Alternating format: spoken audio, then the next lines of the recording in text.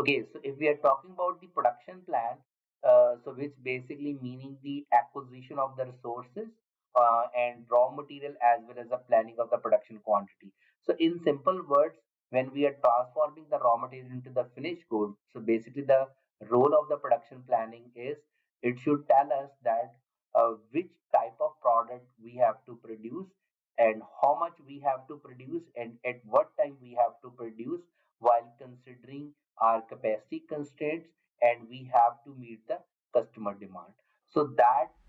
the role of the production plan. Okay, so whenever we are developing the production plan, so we would be able to know which type of product we should produce, how much we should produce, and at what time we should produce, and how much we should produce. However, our capacity constraint shouldn't be violated, and we have to meet the customer demand, and our total production cost, or you can say the total cost, should be minimized. When we are saying the total cost, that means the sum of the production as well as the inventory cost. Okay, so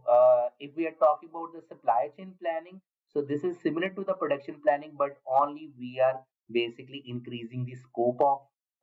the planning part. So here in supply chain planning, we also considering the role of procurement as well as the distribution decision, which means if we are going to integrate the procurement and the distribution decision with the production planning, then it would be called as a supply chain planning.